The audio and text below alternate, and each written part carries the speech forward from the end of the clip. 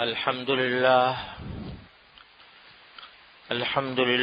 نحمده ونستعينه ونستغفره ونؤمن به ونتوكل عليه ونعوذ بالله من شرور أنفسنا ومن سيئات أعمالنا من يهده الله فلا مضل له ومن يضلل فلا هادي له وأشهد أن لا إله إلا الله وحده لا شريك له وأشهد أن سيدنا وسندنا ونبينا ومولانا محمدا عبده ورسوله صلى الله تعالى عليه وعلى آله وأصحابه وبارك وسلم تسليما كثيرا اما بعد بزرگان محترم اور برادران عزیز، السلام علیکم ورحمۃ اللہ تعالی وبرکاتہ۔ اللہ تبارک و تعالی نے رمضان کی نعمت ہمیں عطا فرمائی ہوئی ہے، اور رمضان کے دن تیزی سے گزر رہے ہیں۔ آدھا مہینہ تو گزر ہی گیا۔ اللہ تبارک و تعالی جو باقی ایام ہیں ان سے فائدہ اٹھانے کی توفیق عطا فرمائے۔ خاص طور پر آخری عشرہ آنے والا ہے انشاءاللہ 4 دن کے بعد، جو پورے رمضان کا عطر ہے۔ اللہ تبارک و تعالی اس سے بھی صحیح فائدہ اٹھانے کی توفیق عطا فرمائے۔ ایک بات جو پچھلے جمعہ میں نے شروع کی تھی، وہ حضور نبی کریم سرور دو عالم صلی اللہ علیہ وسلم کا ایک ارشاد تھا۔ رمضان سے ایک دن پہلے آپ نے خطبہ دیا تھا، اور اس میں خطبے میں رمضان المبارک کے فضائل بھی بیان فرمائے تھے اور اس کی خصوصیات بھی بیان فرمائی تھی۔ اس میں ایک جملہ ہے اس رمضان کے مہینے کے بارے میں کہ یہ مہینہ صبر کا مہینہ ہے، شہر الصبر و شہر المواسات۔ یہ 2 لفظ آپ نے استعمال کیے کہ یہ ایک تو صبر کا مہینہ ہے، اور صبر ظاہر ہے کہ آدمی کو بھوک پر، پیاس پر صبر کرنا پڑتا ہے، اپنے نفسانی خواہشات پر صبر کرنا پڑتا ہے۔ تو اللہ تبارک و تعالی اس میں صبر کی تربیت عطا فرماتے ہیں بندوں کو، اور صبر بڑی عظیم چیز ہے جس کے اوپر اللہ تعالیٰ کی طرف سے بے حساب اجر کا وعدہ فرمایا گیا ہے۔ تو ایک تو فرمایا تھا کہ صبر کا مہینہ ہے، اور دوسرے فرمایا تھا کہ مواسات کا مہینہ۔ مواسات کے معنی عربی زبان میں ہوتے ہیں غم خاری، ہمدردی، ایک دوسرے کے ساتھ ہمدردی کا برتاؤ کرنا، اس کو مواسات کہتے ہیں۔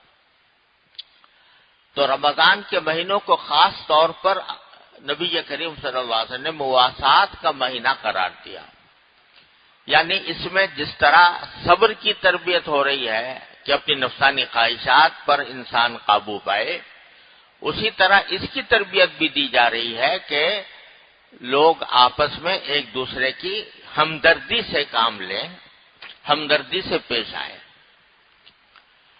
اور اس کی کچھ تھوڑی سی تفصیل بھی آپ نے اس خطبے میں یہ بیان فرمائی تھی کہ اس مہینے کے اندر چونکہ یہ غمخواری اور ہمدردی کا مہینہ ہے، اس لیے اپنے ملازم سے کام کو ذرا ہلکا کر دو۔ اگرچہ وہ تمہارا ملازم ہے اور ملازم ہونے کی حیثیت سے جو معاہدے کے مطابق آپ اس سے کام لینا ہے وہ آپ لے سکتے ہیں، لیکن کوشش کرو کہ اس مہینے کے اندر اس کے اوپر تخفیف کر دو، ہلکا کر دو۔ ملازم کے ساتھ یہ ہمدردی کا معاملہ کرو کہ اس کے اوپر زیادہ سخت کام نہ ڈالو رمضان کے مہینے میں۔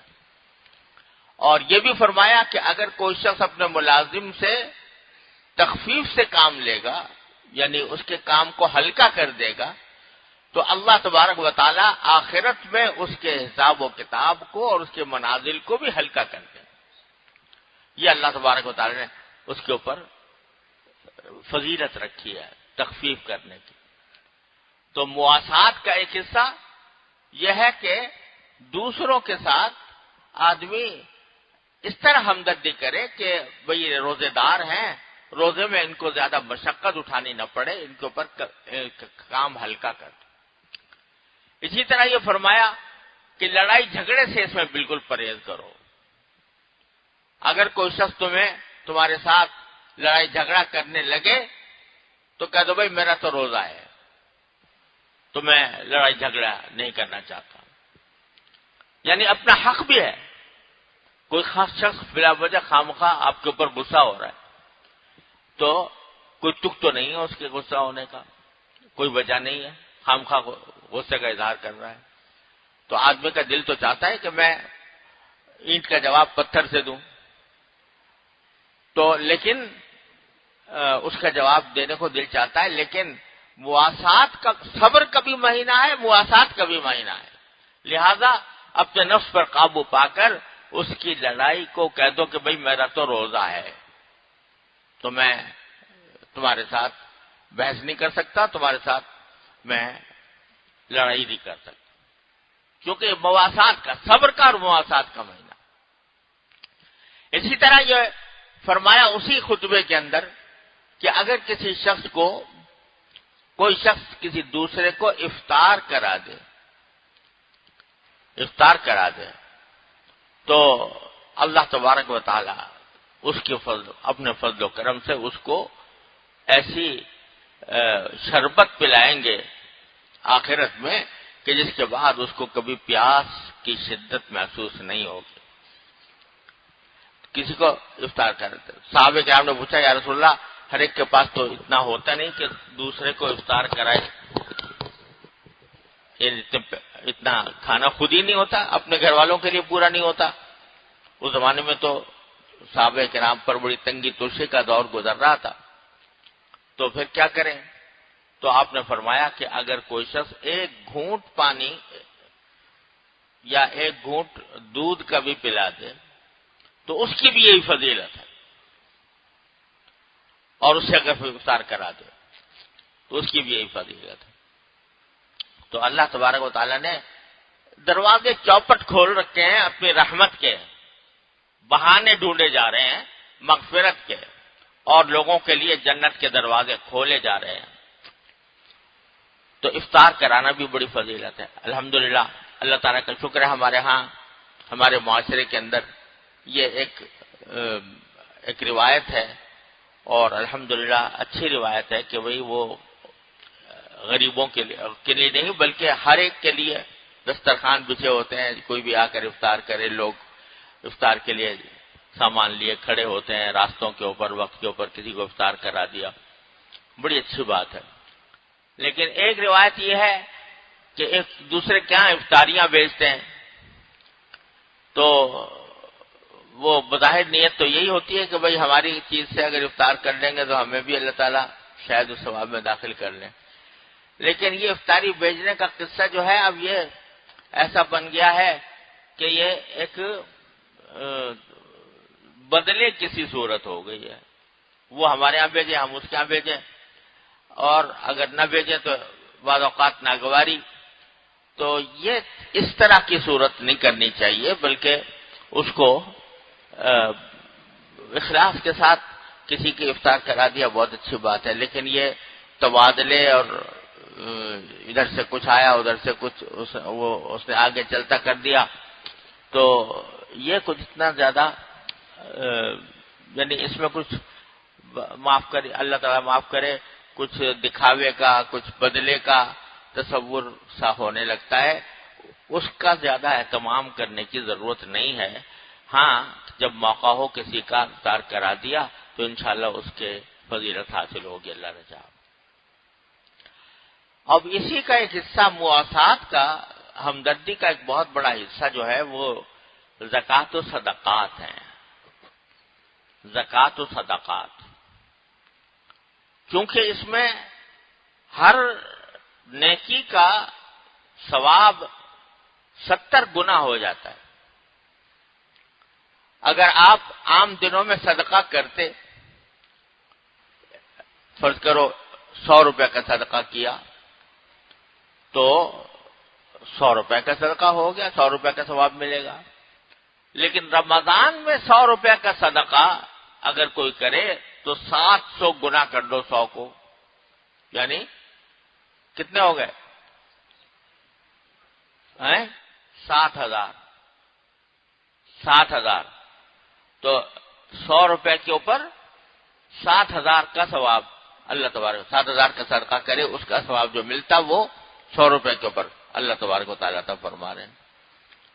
تو اس میں یہی وجہ ہے کہ چونکہ شہر المواسات ہے، ہمدردی کا زمانہ ہے اور غمخواری کا مہینہ ہے، تو رسول کریم صلی اللہ علیہ وسلم کا معمول یہ تھا کہ رمضان کے مہینے میں صحابہ کرام فرماتے ہیں آپ ایسے لہلہاتی ہوئی ہوا کی طرح ہوتے تھے آپ، یعنی بس ہر وقت صدقہ جاری ہے، دے رہے ہیں لوگوں کو، اپنا جو کچھ ہے اپنے پاس وہ دوسروں کو دے رہے ہیں۔ ریح المرسلہ حدیث میں الفاظ یہ آتے ہیں کہ آپ ایسے ہوتے تھے جیسے ہوا چل رہی ہے اور ہوا کے ذریعے آپ صدقات تقسیم کر رہے ہیں۔ تو جتنا اللہ تعالیٰ توفیق عطا فرمائے صدقات خیرات کی، اس کی بڑی اہمیت ہے کیونکہ مواسات کا مہینہ ہے۔ ابھی میں نے عرض کیا تھا کہ اپنے ملازم کے اوپر تخفیف کرنا یہ بھی اس مہینے کے اندر مواسات کا حصہ ہے اور اس کی فضیلت بیان کی گئی ہے۔ افسوس یہ ہوتا ہے کہ ہمارے معاشرے کے اندر بجائے اس کے کہ مواسات اور ہمدردی کا معاملہ زیادہ کیا جائے، لوگ رمضان کے اندر اپنی چیزوں کی قیمتیں بڑھا دیتے ہیں۔ جو چیز پہلے رمضان سے پہلے سستی مل رہی تھی اور رمضان کے اندر اس کی قیمت بڑھا کر دگنی کر دی۔ اب کیا ہے کہ رمضان سے ناجائز فائدہ اٹھایا جا رہا ہے، رمضان سے لوگوں کو تکلیف میں مبتلا کیا جا رہا ہے۔ بیچارہ کوئی غریب آدمی اگر چاہتا کہ بھئی اور دنوں میں تو اپنے بچوں کو میں پھل نہیں کھلا سکتا، رمضان کے اندر کم از کم افطار کے اپنے بچوں کے لیے پھل لے جاؤں، تو اس کو پھل جو ہیں وہ بازار میں اتنے مہنگے ملیں گے کہ وہ نہیں کھلا سکے۔ تو جو لوگ رمضان کے سے غلط فائدہ اٹھا کر لوگوں کو بجائے راحت پہنچانے کے تکلیف پہنچاتے ہیں اور ان کے لیے مشکلات کا سبب بنتے ہیں، ان کو سوچنا چاہیے کہ بھائی یہ مہینہ بجائے اس کے کہ اس میں آپ تخفیف کا ثواب حاصل کریں، آپ لوگوں کے اوپر مشکلات پیدا کر کے الٹا رمضان کے عوض عذاب مول لے رہے ہیں۔ اور یہ بات بھی سمجھنی چاہیے کہ جب کسی زمانے میں اللہ تبارک و تعالیٰ نیکیوں کا ثواب بڑھاتے ہیں، کسی زمانے میں یا کسی جگہ نیکیوں کا ثواب بڑھاتے ہیں، تو وہاں برائیوں اور گناہوں کا گناہ بھی بڑھ جاتا ہے۔ اب جیسے حرم پاک میں، مکہ مکرمہ کے حرم میں جو کوئی شخص کوئی بھی عبادت کرے تو 1,00,000 گنا ثواب ہوتا ہے، نماز پڑھے تو 1,00,000 نمازوں کے برابر ثواب ہے، اتنا بڑا۔ لیکن اللہ بچائے اگر گناہ کرے تو گناہ بھی وہاں پر گناہ کرنا، اس کے گناہ کے اندر بھی وہ بدرجہ زیادہ بڑا عذاب ہے۔ اور یہی وجہ ہے کہ حضرت عبداللہ ابن عباس رضی اللہ تعالیٰ عنہ جو حضور اقدس صلی اللہ علیہ وسلم کے چچا کے بیٹے ہیں اور بڑے جلیل القدر صحابی ہیں، اللہ تعالیٰ نے ان کے حق میں رسول کریم صلی اللہ علیہ وسلم نے دعا فرمائی تھی کہ ان کو قرآن کا علم عطا فرما، تو اس وقت امام المفسرین ان کو کہا جاتا ہے. سارے قرآن کی تفسیر میں وہ امام ہیں، امام المفسرین ہیں. اور دیکھو رسول کریم صلی اللہ علیہ وسلم کی دعا کی برکت یہ ہے کہ خود بیان کرتے ہیں عبداللہ بن عباس کہ یہ جس وقت حضور اقدس صلی اللہ علیہ وسلم کی وفات ہوئی تو ان کی عمر 10 سال تھی. تو اس سے پہلے ان کی جو والدہ تھیں وہ حضور اقدس صلی اللہ علیہ وسلم کے پاس ان کو لے گئیں کہ یا رسول اللہ میں چاہتی ہوں کہ یہ آپ کی خدمت میں رہے، آپ کی خدمت کرے، اور آپ کی خدمت کرے گا تو دین بھی سیکھے گا، تربیت بھی ہوگی. حضور نے قبول فرما لیا اور وہ حضرت حضور رسول کریم صلی اللہ علیہ وسلم کی خدمت کرتے تھے. تو اسی موقع پر نبی کریم صلی اللہ علیہ وسلم نے ان کو دعا دی کہ اللہ تعالیٰ تمہارے مال میں اور اولاد میں برکت عطا فرمائے. 3 دعائیں دی تھی. ایک ہے کہ اللہ اس کو دین کی صحیح سمجھ عطا فرما، قرآن کا علم عطا فرما، اور 2 دعائیں یہ دی تھی کہ میں ان کے مال میں اور اولاد میں اللہ تعالیٰ برکت عطا فرما دے. تو وہ جو دعا تھی قرآن کی اس کے تو یہ قبول ہوئی کہ وہ کہاں سے کہاں پہنچ گئے، امام المفسرین بن گئے.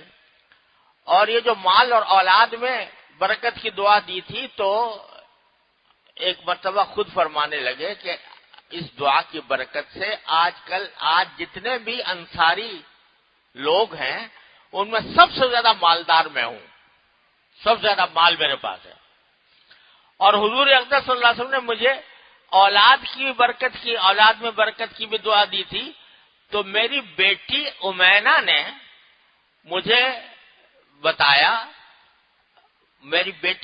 نے مجھے بتایا کہ جس سال حجاج آیا تھا، حجاج بن یوسف، اس سال تک میری صلبی اولاد میں سے 120 افراد مر چکے تھے.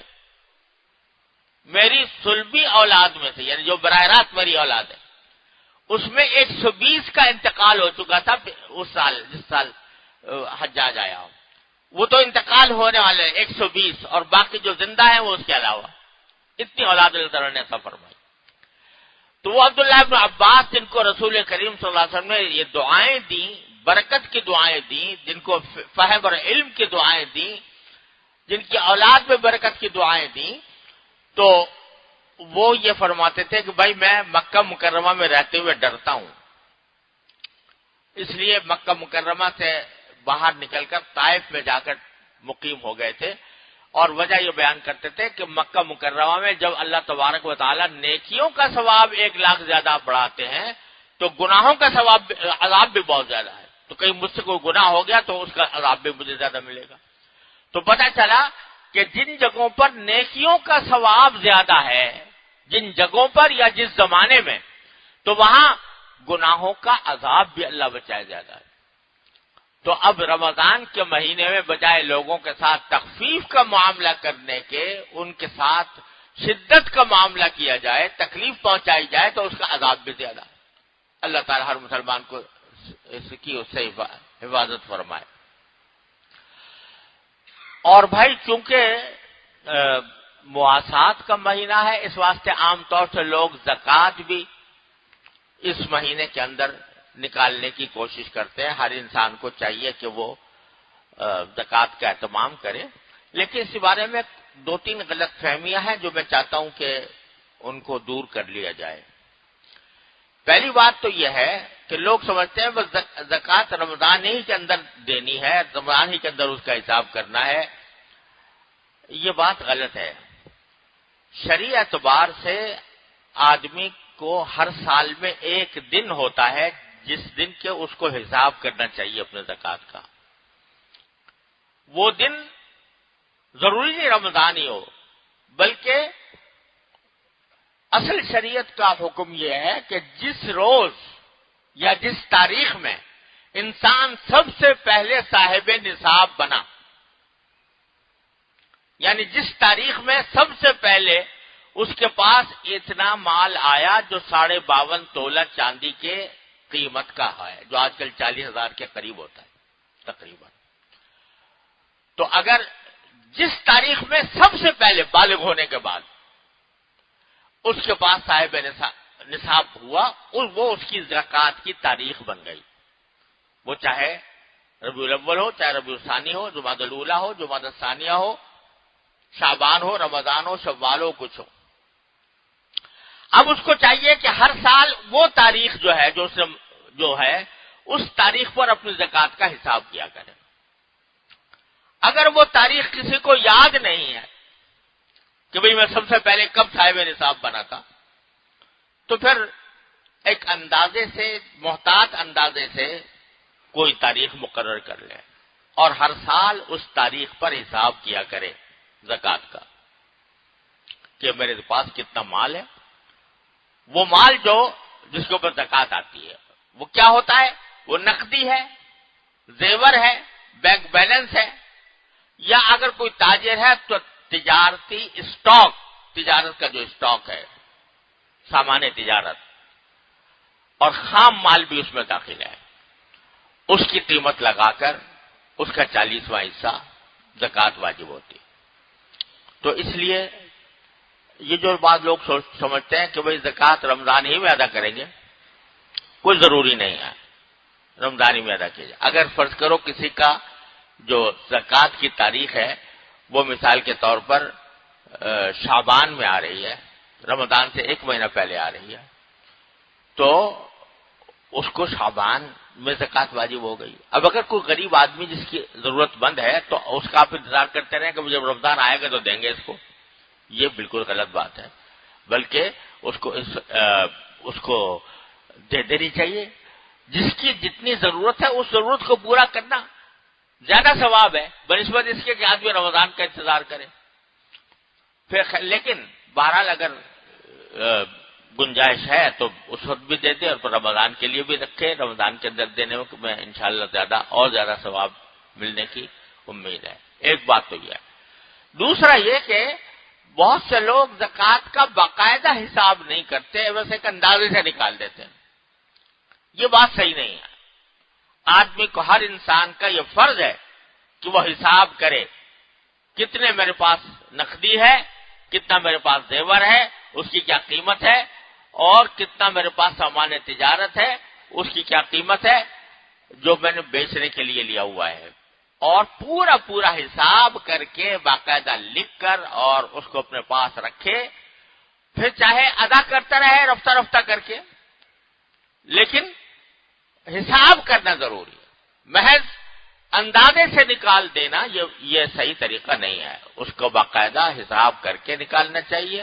40واں حصہ 2.5% زکوٰۃ ہر انسان کے اوپر اس سلسلے میں واجب ہوتی ہے جو صاحب نصاب ہو، لہذا حساب کا اہتمام کریں۔ اور یہ حساب کرنے میں جو وقت صرف ہو رہا ہے یہ بھی عبادت ہے، یہ نہ سمجھے کہ یہ کوئی وقت ضائع ہو گیا، بلکہ یہ بھی عبادت ہے۔